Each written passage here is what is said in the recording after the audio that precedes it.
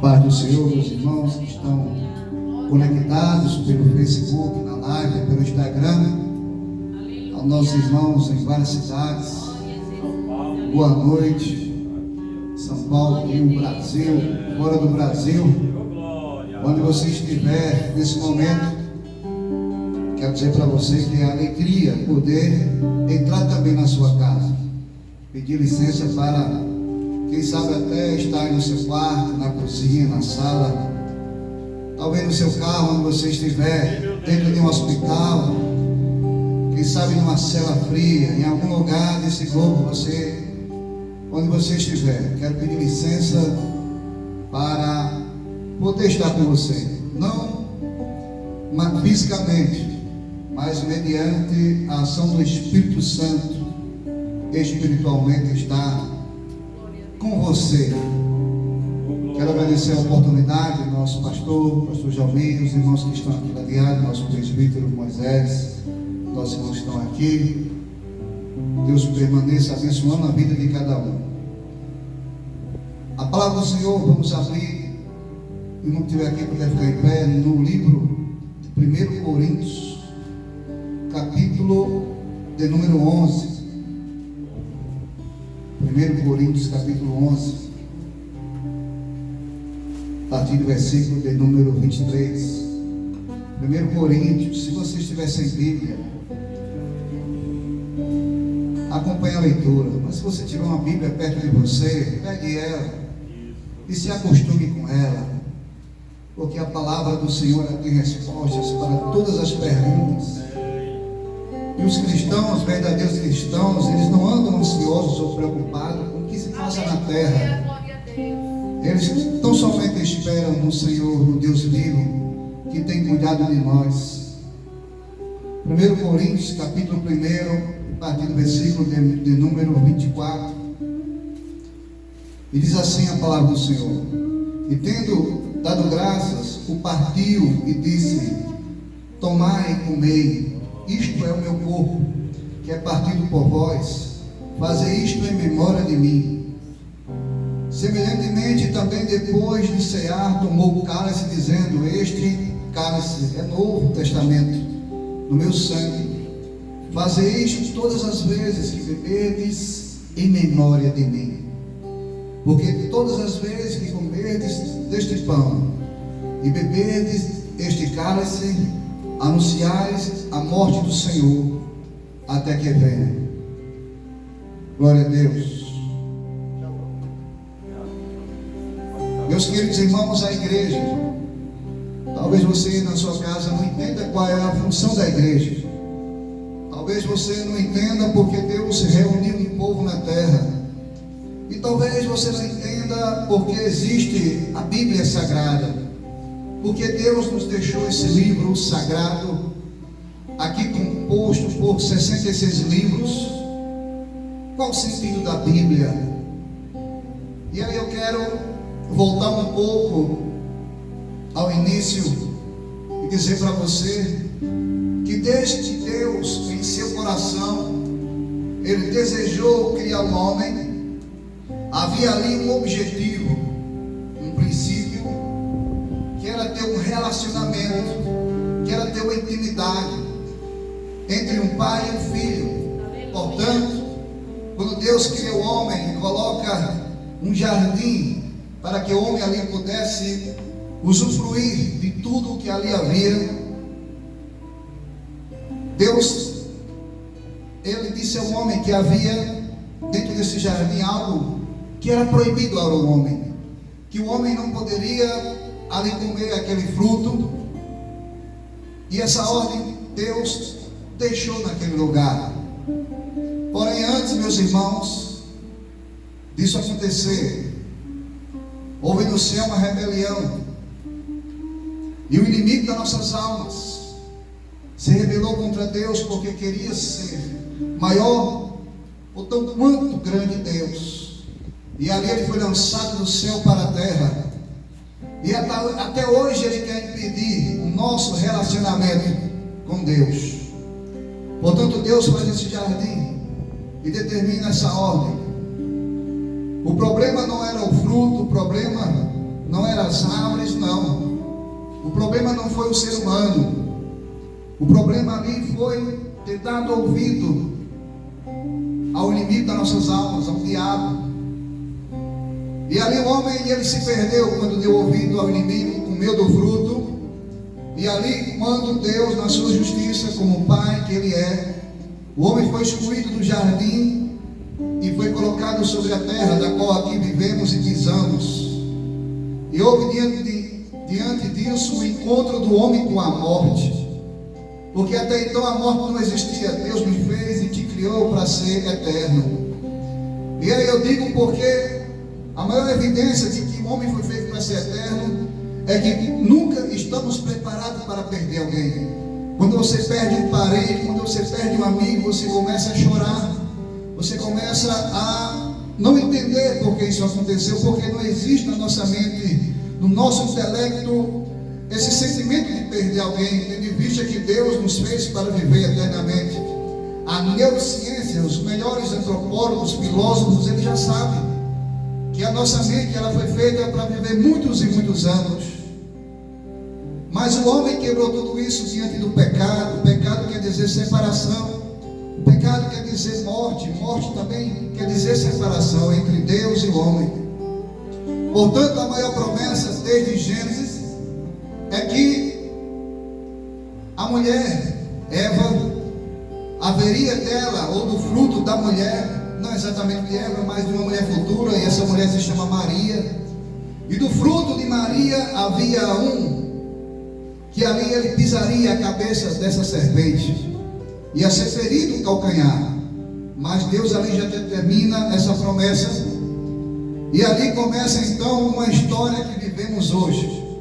A Bíblia começa a ser escrita, Deus começa a usar alguns homens, e nesse decorrer da história, onde 70 bilhões de seres humanos já pisaram e criaram, foram nessa terra e já morreram, mas Deus se utilizou de cerca de 40 homens para escrever a Bíblia Sagrada. Por isso que a igreja aqui ela prega a Bíblia Sagrada e o que nela contém, que é a palavra de Deus. Na realidade a Bíblia é a palavra de Deus. E aqui meu irmão e minha irmã, meu amigo e minha amiga, nós como igreja não poderíamos falar de outra coisa senão a palavra nos dias de hoje. Vivemos hoje o domingo da ressurreição. Nós vivemos hoje o domingo em que todo o mundo comemora a ressurreição de Cristo, mas num domingo diferente, num domingo especial, diante de uma pandemia, de um vírus pequeno, microscópico, que parou o globo terra, não por ele mesmo, mas pelo poder daquele que comanda tudo, por Deus. Entendemos que tudo está no controle dele. A Páscoa, eu quero fazer menção ao ano passado. O ano passado se venderam tanto ovos de chocolate, porque não existe ovo de Páscoa. Na Bíblia não fala, nem lugar fala, existe ovo de chocolate. Mas ovo de Páscoa, isso é uma invenção humana. Mas os homens estavam se esquecendo de Deus. Os homens agora não lembravam que havia um Criador.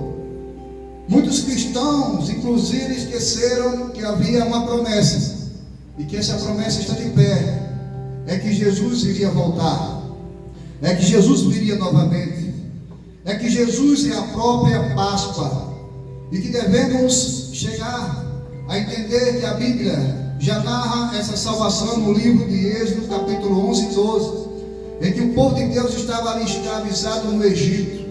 O povo estava agora sob o domínio de Faraó, mas o povo clamou ao Senhor. Deus se utilizou de um homem chamado Moisés, e Moisés ali, usado por Deus, Deus envia Moisés e Arão a Faraó, a maior autoridade na terra que existia, e disse a Faraó: Faraó, liberte esse povo, porque ele não te pertence, esse povo é de Deus. Eu quero dizer para você que a tua família não pertence à terra nem ao inimigo. A tua família ela pertence a Deus. Moisés ali diz a Faraó: olha, liberte esse povo, porque esse povo não é teu. Esses hebreus, ele tem um dono. E que desde que Deus criou esse povo, Deus tem um pacto com ele, uma aliança com esse povo. Então liberta esse povo, o faraó endureceu o coração. E ali a gente vai lembrar das pragas que Deus envia ao Egito. E ali haveria cada praga lançada, o coração de Faraó se endurecia e não libertava, ou não liberava o povo de Israel para sair do Egito. Na 10ª praga, então, Deus determina que todo primogênito na terra do Egito iria morrer. Todo primogênito, ou seja, todo o primeiro filho de cada família iria morrer. Porém, Deus determinou algo aos hebreus. Deus disse: olha, para que ninguém morra na sua família, haveria de sacrificar um cordeiro. E esse cordeiro tinha que ser puro. Esse cordeiro tinha que ser imaculado, sem mancha, perfeito. E Deus determinou isso aos hebreus por meio de Moisés e Arão, sacerdote. E ali houve o sacrifício do cordeiro, fazendo sombra do que haveria de vir.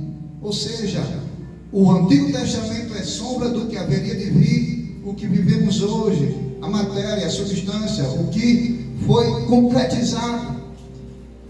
Haveria então de sacrificar esse cordeiro, e o sangue desse cordeiro deveria ser passado nos umbrais das portas das casas. Ou seja, a determinação, e algo interessante para os dias de hoje, é que houve uma ordem lá em Êxodo capítulo 12, versículo 22 em diante, de que as pessoas deveriam ficar dentro das suas casas. Interessante que hoje existe uma ordem global em que essa pandemia, para que ninguém adoeça dela ou sofra algum risco de morrer, fique dentro das suas casas. Interessante como é mesmo no período da Páscoa. Isso não é uma coincidência, isso é Deus tratando com a terra. Êxodo capítulo 12, os hebreus ficaram dentro das casas, e as casas que havia sido aspergido ou colocado o sangue do cordeiro, o anjo da morte passou por cima e não entrou dentro dessa casa. Aí foi instituído a primeira Páscoa. Páscoa vem do verbo da palavra grega passar, ou seja, passar por cima. O anjo da morte passou por cima da casa, e o sangue do cordeiro hoje, ele nos reveste os crentes, os cristãos, e essa morte não vai passar, não vai entrar nele, vai passar. Essa é a Páscoa. Porém, quando Deus determinou isso, os hebreus não morreram. Os primogênitos do Egito morreram todos, inclusive o filho de Faraó morreu. Então ele olhou para tudo aquilo e libertou o povo, e o povo agora foi para o deserto e ali atravessou o mar, e Deus ali fez com que o povo entendesse que ele tinha uma aliança, e essa aliança é baseada no sangue do cordeiro pascual. Porém, o povo esqueceu, porque todos os anos era para ser celebrada essa Páscoa. O povo de Deus se reunia, e havia ali o sacrifício do cordeiro, havia ali dentro do tabernáculo esse sacrifício, mas o povo esqueceu disso. O povo de Deus agora começou a enveredar por outros caminhos e adorar outros deuses. Então Deus começava a enviar então as pragas, Deus fazia com que a chuva parasse, Deus lançava ali algumas tormentas, e o povo se lembrava de Deus, voltava a clamar, se arrepender e adorar. Então Deus voltava-se de novo para o homem. Passado muitos anos, é o que nós vamos ver na Bíblia, principalmente no livro dos Juízes, era o povo indo ao contrário do que Deus falava. Então Deus fazia alguma coisa ali, e alguma praga, Deus encerrava o céu, Deus encerrava a chuva, e o povo então lembrava-se de Deus e voltava, e Deus novamente enviava a chuva. Lá em 2 Coríntios capítulo 14, a própria palavra vai dizer: se o meu povo, que se chama pelo meu nome, se humilhar, orar e me buscar, e se arrepender dos seus maus caminhos, e ele vai dizer: então eu ouvirei e sararei, perdoarei os seus pecados, e a partir disso estarão abertos os meus olhos, atentos os ouvidos à oração que se fizer nesse lugar. Isso porque o povo se esquecia, mas quando o povo clamava, Deus se compadecia e voltava. Mas houve um período em que o povo esquece totalmente de Deus. Você vai ler no livro dos profetas menores, principalmente no livro de Abacuque, que Deus lança uma sentença, que enviar esse povo novamente ao cativeiro. Foi necessário ir para o Egito, foi necessário ir para a Síria e Israel do Norte. Agora é necessário Israel do Sul ir para a Babilônia, sempre um cativeiro, para o povo lembrar de Deus. Toda a nossa palavra, toda a Bíblia, a palavra de Deus, a qual nós estamos falando, narra essa história e nós não podemos fugir dela. Entendemos que Deus, Ele cuida de nós, entendemos que Deus, Ele tem projeto na nossa vida, mas a pregação da igreja é: arrependei-vos dos vossos pecados, como diz a irmã Clara, que negue-se a si mesmo, se volte para Deus, porque Ele tem uma aliança com o seu povo. O povo esqueceu, foi parar na Babilônia, e lá eles começaram a lamentar. Tanto é que o profeta Jeremias escreve um livro das lamentações, escreve um livro do sofrimento desse povo. Mas aí o povo se arrepende novamente. Deus usa Ciro, liberta esse povo, e quando esse povo é liberto, o templo já estava destruído. O povo vai ter que levantar um templo, e o povo ali fica ali preocupado com aquilo e não quer adorar mais. É quando Ageu vai dizer: olha, a glória da segunda casa será maior do que a primeira. Mas o povo esquece.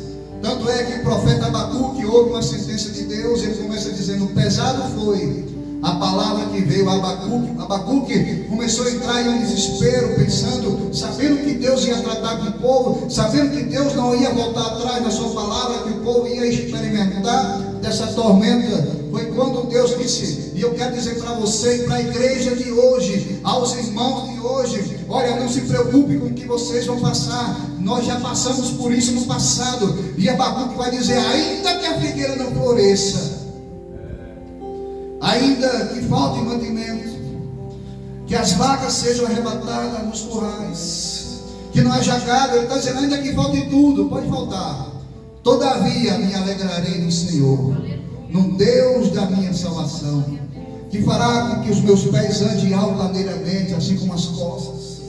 Abacuque sabia de tudo o que ia acontecer. Nós sabemos de tudo o que está acontecendo, mas nós confiamos em Deus. Mas justamente nesse período de Páscoa, nesse período em que a humanidade, ela pensava que a Páscoa, ela era simbolizada por um ovo de chocolate, por um coelhinho. Principalmente nas escolas, a gente tem um filho que é desse tempo, né, meus irmãos, que vem lá com uma orelhazinha pintada aqui, ó. Não é não. Tanto é que no Natal, onde se comemora o nascimento de Cristo, que não é nem dezembro, mas a gente comemora também. Mas ei, Papai do Céu é Papai do Céu, não é Papai Noel. Então esse mesmo inimigo lá do jardim, esse mesmo inimigo que enganou o homem, ele até hoje quer encobrir esse plano. Até hoje ele quer encobrir os olhos do homem, para que não entendam que a Páscoa é para ser feita em memória do que Deus fez por nós. Porque não éramos para estar aqui. Pela nossa desobediência, era para Deus desistir desse plano, destruir os seres humanos, encerrar ali essa comunhão, encerrar essa coinonia, encerrar esse relacionamento para o homem. Porque o homem pecou, o homem desagradou a Deus, o homem se prostituiu, o homem, ele fez coisas horrendas, desagradáveis diante de Deus. Mas Deus nos amou de tal maneira que Ele fez a Páscoa, entregando o seu Filho unigênito, para todo que aquele que nele crê não pereça, mas tenha a vida eterna. Essa é a Bíblia, essa é a que a igreja prega, a mensagem é essa.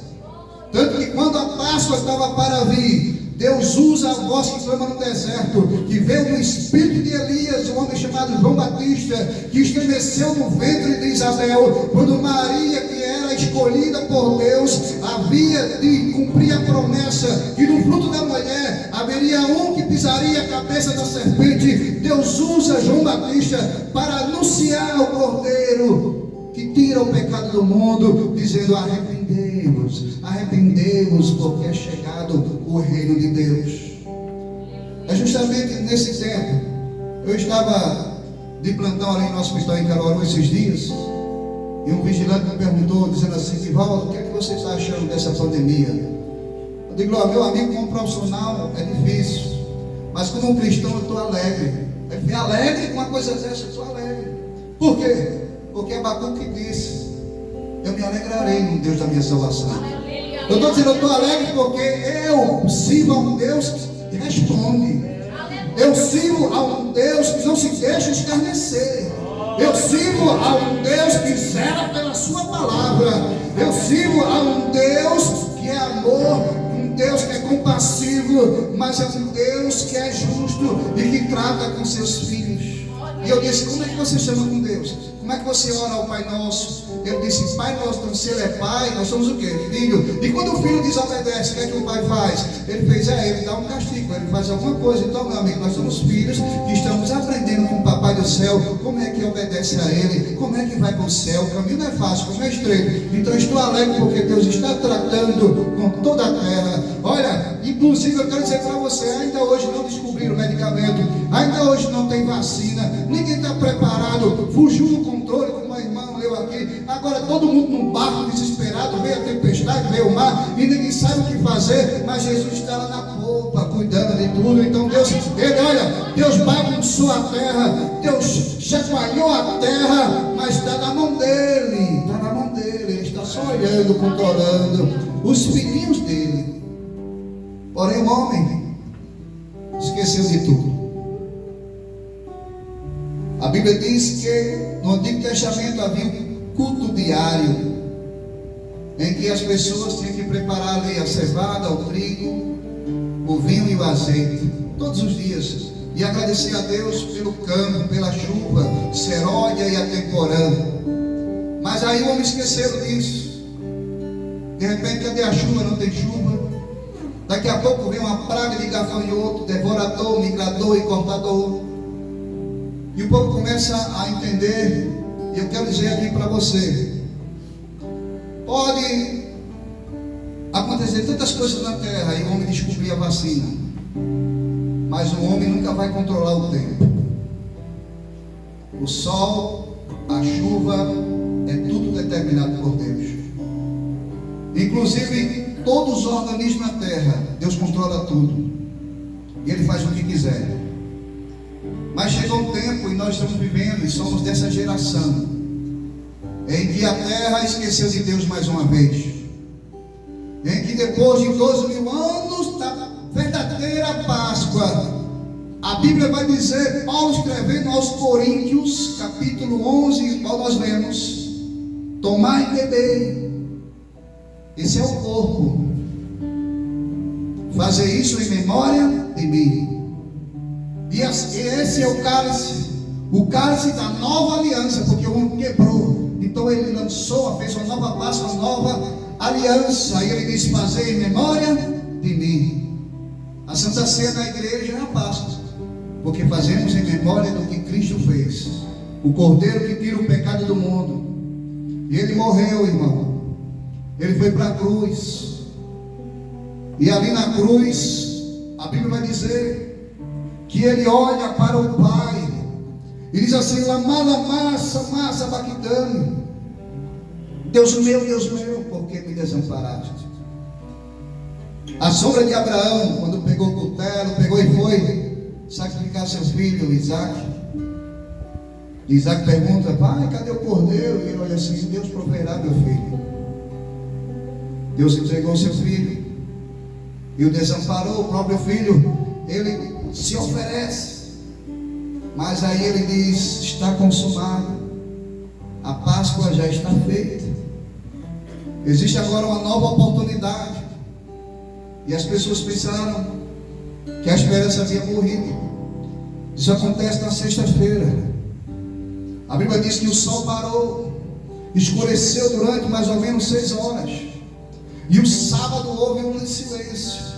E os discípulos já estavam voltando, até inclusive uns no caminho de Emaús, voltando tudo de novo. Mas no domingo pela manhã,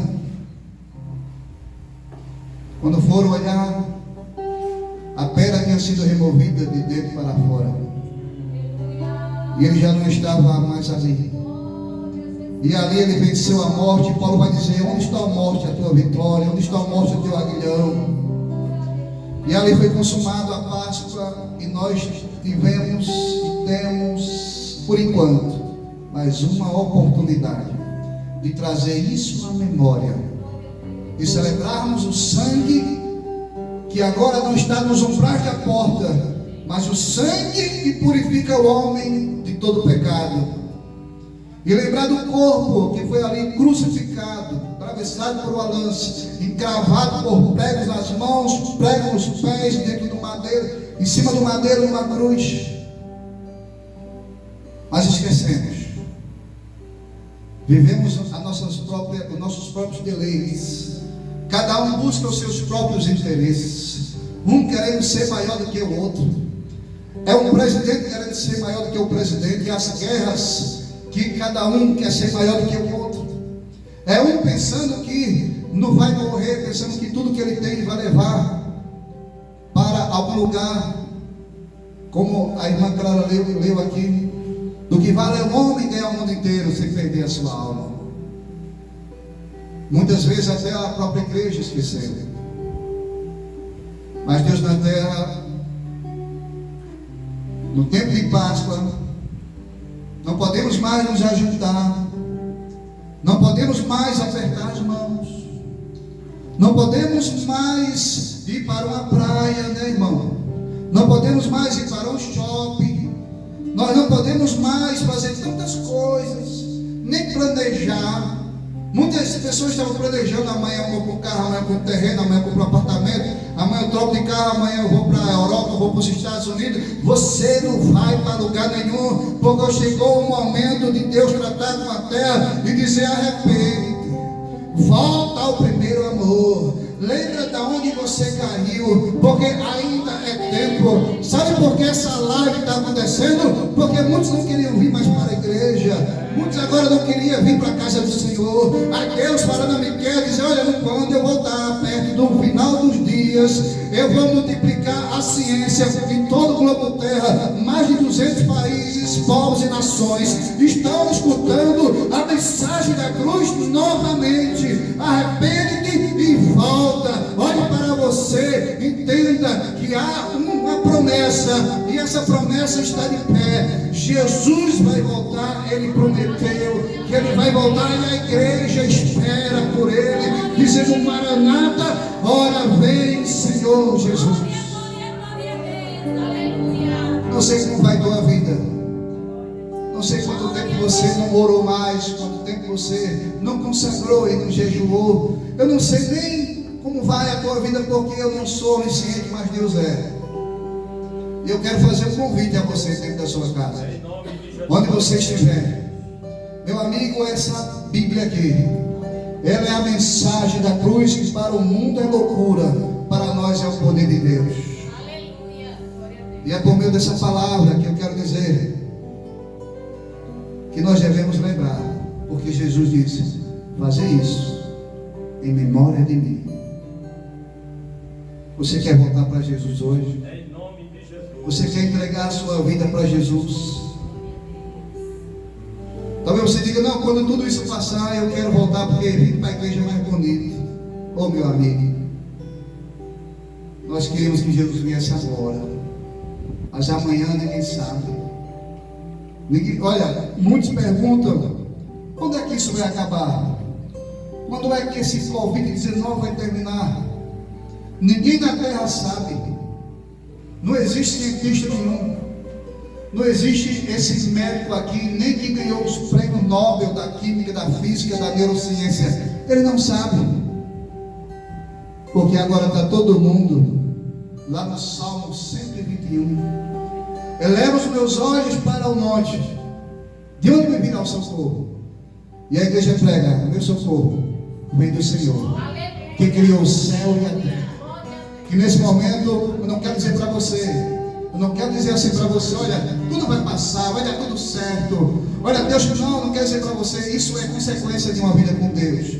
Eu quero dizer para você: volta hoje, se arrepende, veja o que está errado, examine-se o homem a si mesmo. Lá em Coríntios está dizendo: veja o que é que atrapalha, o que é que te embaraça de voltar para Jesus. Diga não para isso. Deus falou aqui: pelos seus céus negue-se a si mesmo. Do que vale ganhar o mundo inteiro e perder a sua alma? Tantos empresários agora preocupados. Mas a igreja, ela não vai calar a voz. É tempo de você se arrepender. É tempo de despertar. É tempo de olhar para o céu. A Bíblia lá em Mateus capítulo 24 diz: ei, quando essas coisas estiverem acontecendo, reino contra reino, nação contra nação, pandemia, pestes, tsunamis, quando tudo estiver acontecendo, levantai as vossas cabeças. Levantai as vossas cabeças, porque o tempo está chegando. E eu me alegro, porque o meu Deus, o teu Deus, o nosso Deus é um Deus de resposta. Eu quero agradecer a oportunidade e dizer para você: volte enquanto é tempo. Essa igreja aqui é a Assembleia de Deus, que é mais uma igreja na terra. É uma igreja que está aqui para receber você, receber sua família, cuidar da sua vida, zelar pela sua vida, caminhar junto com você. Estamos aqui nesse nosso prédio construído. Vai passar, eu sei que vai passar. Deus ainda tem muita coisa para fazer ainda, muita promessa para cumprir. Mas a igreja está constituída na terra. E nessa mensagem pós-Páscoa de Cristo, que Jesus vai voltar. O rei está voltando. A trombeta está soando. E eu quero subir junto com você. Eu agradeço essa oportunidade. Em nome de Jesus. Deus permaneça vos abençoando para a honra e glória do nosso Deus.